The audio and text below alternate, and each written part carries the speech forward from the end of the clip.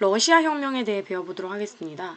러시아 혁명의 상징적인 인물이라 볼 수 있는 레닌이 지금 세상을 크게 바꾸기 위해서 대청소를 하겠다라는 모습의 사파가 들어가 있거든요. 이 그림이 굉장히 유명한 작품이라서 알아두면 좋을 것 같습니다. 러시아 혁명 이전의 러시아의 분위기는 어땠을까요?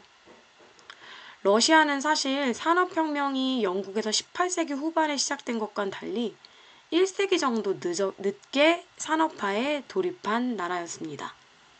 그래서 산업화로 노동자가 성장하고 지식인 사이에서 사회주의 사상이 확산되고 있었어요. 왜 사회주의 사상이 확산됐는지 한번 보면 사실 거대한 제국인 러시아 안에서는 여러 가지 많은 문제가 있었는데요. 다른 나라들보다 산업화가 늦었고 농민과 노동자의 삶이 굉장히 어려웠고 일부 도시에서는 공장이 늘어나고 노동자가 증가했지만 노동자들이 낮은 임금과 긴 노동시간에 시달렸습니다. 또한 여전히 농민의 수가 많았는데 넉넉한 토지를 갖지 못한 채 가난하게 살아가고 있었습니다. 사회주의 사상은 노동자와 농민이 중심이 되는 평등한 사회를 만들자라는 주장이거든요. 그래서 이렇게 노동자와 농민이 힘들어하는 상황에서 이런 사회주의 사상이 인기를 얻을 수밖에 없었습니다. 이렇게 사람들이 새로운 변화를 요구하는 목소리가 커지는 것과 달리 러시아의 정치체제는 굉장히 낡았었어요. 차르, 그러니까 우리로 따지면 황제 같은 개념이거든요. 차르의 전제정치, 전제정치라는 건 한 명의 우두머리가 이렇게 마음대로 권력을 부리는 정치를 전제 정치라고 합니다. 차르의 전제 정치가 계속되면서 사람들의 불만이 점점 쌓이게 됐습니다. 하지만 이때까지만 해도 차르를 갈아치우자까지로 가지는 못했어요. 차르는 우리의 아버지, 약간 이런 마음이 컸거든요.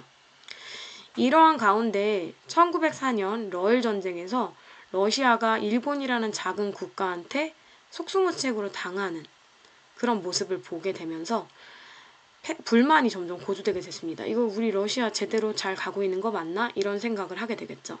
그래서 수도 상트페테르부르크에서 대규모 평화 시위가 벌어졌습니다. 이 평화 시위는 노동자와 시민들이 더 나은 삶과 정치 개혁을 요구하면서 우리 아버지인 황제에게 황제님 우리 좀 도와주세요 라고 하는 정말 말 그대로 평화 시위였거든요. 근데 정부가 이를 굉장히 예민하게 받아들임에 따라 과잉 진압하게 됩니다. 정부의 명령을 받은 군인들이 시위대를 무력으로 진압하면서 의도치 않게 수백 명의 참가자가 사망하게 되는데 이 사건을 1905년에 피해 일요일 사건이라고 합니다. 이 피해 일요일 사건은 노동자와 시민들에게 엄청난 배신감을 줬어요. 차르를 지금까지 아버지처럼 믿고 따랐는데 배신감이 너무 컸던 거죠. 그래서 점점 혁명을 요구하는 목소리가 커지게 됩니다.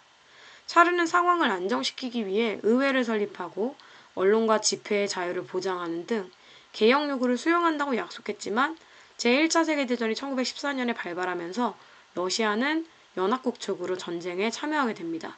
그래서 이 약속은 지켜지지 않게 됩니다. 그렇다면 러시아 혁명은 어떻게 진행되었을까요? 러시아는 전쟁에 참여하면서 러시아 사회 문제를 더욱더 심각하게 만들게 됐습니다. 많은 병사들이 전쟁터에서 희생되었고 도시에는 식량이 부족해졌으며 물가는 오르고 사람들의 생활이 어려워졌거든요. 그래서 시민들의 전쟁에 대한 불만이 점점 커지게 됐습니다. 그래서 전쟁 중지와 차르의 전제 정치를 타도하자. 그리고 우리에게 식량을 달라, 식량 배급 등을 요구하는 시위가 벌어졌고요. 결국 노동자와 병사들이 1917년 소비에트라는 그런 회의체를 만든 뒤 혁명을 뒤집어 엎는 혁명을 추진하면서 차르의 체제였던 로마노프 왕조를 무너뜨리고 임시정부를 수립하게 되는데 그것이 바로 2월 혁명입니다. 여기에 병사들이 가담한 게 굉장히 컸던 사건이었어요. 이렇게 2월 혁명으로 차르의 전제 정치는 무너졌지만 러시아 사람들의 삶이 바로 나아진 건 아니었습니다. 임시정부는 개혁을 제대로 추진하지 못하고 전쟁을 계속했어요. 사람들이 원한 건 전쟁의 중지였거든요. 그래서 노동자 병사들은 여전히 힘든 삶을 계속 이어나가야 했습니다. 사람들은 차르가 사라졌는데도 왜 고통이 그대로일까라는 생각을 했겠죠.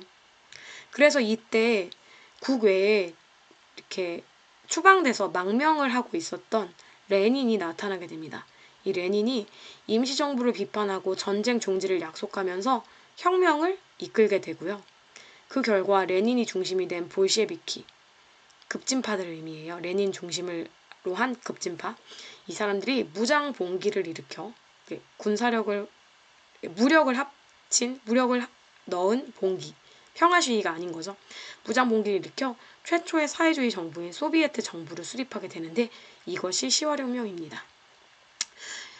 이렇게 2월 혁명과 10월 혁명의 흐름으로 이해를 해야 되고요. 10월 혁명 이후 그 정부는 독일과 조약을 맺고 제1차 세계대전에서 빠져나오게 됩니다.